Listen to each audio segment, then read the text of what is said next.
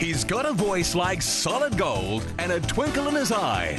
And keeping that eye firmly placed on our parliamentarian buddies is Tony Amos.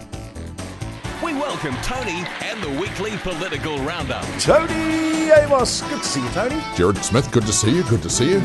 Isn't the world a good place? Very cold, Tony. Last week it was the shortest day and the longest night. The shortest day is now behind us, Jared. That was last week. We're now counting down to summer. And isn't that good? The days are getting longer, the nights are getting shorter. But don't tell Sir Peter Leach that. Yes, exactly. The buzz of the week, and I always look forward to the buzz. Oh yes, Jared, the buzz. You know the buzz this week, Jared? It's been established that most German households now own a second property. Oh. It's called Greece. That's the buzz.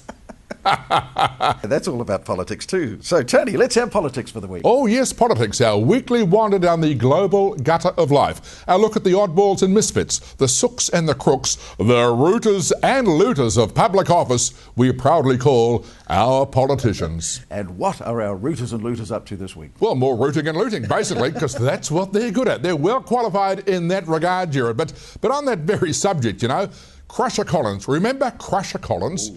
Judith Collins, Member of Parliament, that's right, Cabinet Minister. 4 years ago, she introduced the legislation to allow the crushing of what was called boy racer motor cars.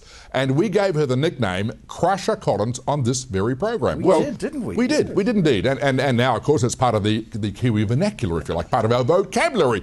Crusher Collins. Nothing to do with those thighs. No, it's all about crushing cars. And I don't think she was going to sit on them either. But never mind, she's no longer the Minister of Police because, you know, what happens in government, as soon as the pressure comes on in any ministerial post, they shuffle them around. So she's been moved on to other roles now, Minister of ACC. That was a hospital pass, wasn't it, eh? Indeed it was. And Anne Tolley, who mucked up education long before Parada had her crack at it, she's now the Minister of Police, and she's had the recent honour just last week to crush the first car. It took them 4 years. I mean, what a lot of waffle, eh? I mean, but now we have Anne Tolley, Minister of Police. She's crushed the first car. And there she is, look at that shot, astride that car. There she is, proudly astride a crushed car. Looks like she's given birth to it.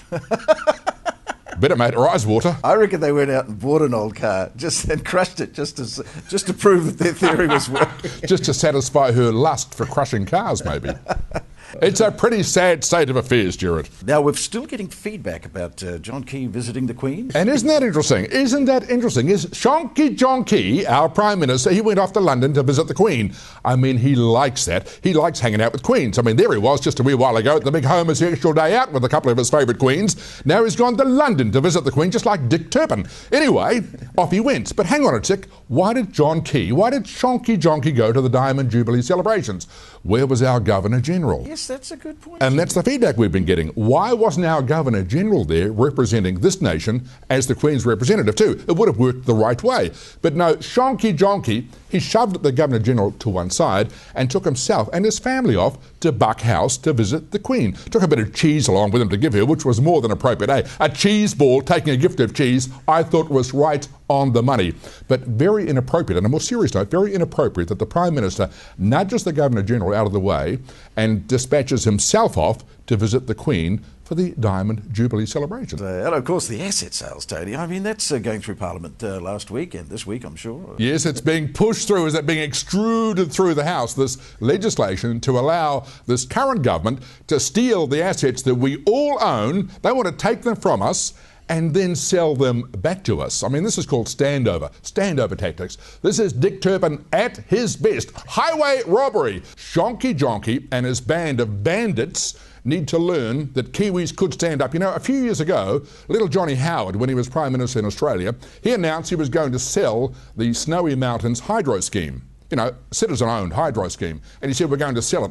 Well, the people of Australia stood up. You know, young people, old people, educated people, uneducated people, all sorts of people. Never mind their colour, their size or their shape. They were united. They stood up, they took to the streets, they harassed their politicians, and they said, it is ours, you can't steal it and sell it to anybody. You cannot do it.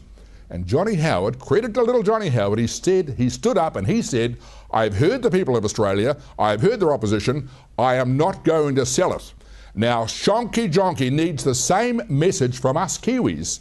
We own these things, for goodness sake. We could have learnt from the 80s when the failing Labor government did a similar thing. They eventually backed off, and this current mob need to learn that as well. They're there to manage our assets, not to steal them from us and then bizarrely try and sell them back to us. It's just not right. Those List MPs, Tony, you mentioned them before, but what are they up to this week? The dreaded List MP. What are they good for? Well, I'll tell you what they're good for. 3/5 of 5/8 of not very much, but they are good for a jolly good story. And this particular story is about a bunch of List MPs. And there they were, after a bit of a caucus meeting, having a nice afternoon tea out of a bottle one afternoon and having a bit of an informal chat. And they got into the subject of nicknames and, you know, what they were called and what they called their friends. And then it specifically came down to the nicknames for their wives. Now, many of us, including me, have nicknames for our wives. The nickname for my wife, my lovely wife Nanette, what's her nickname? That's private. That's my business, and sometimes her business. But anyway, these List MPs, they were intrigued by it all, and the bloke that got all the attention, he said, well, my wife's nickname is Harvey Norman. That's a funny nickname. Why? It is a funny nickname, and of course his colleague said, how come you call your wife Harvey Norman? He said, oh, she's had no interest for 36 months. That's politics.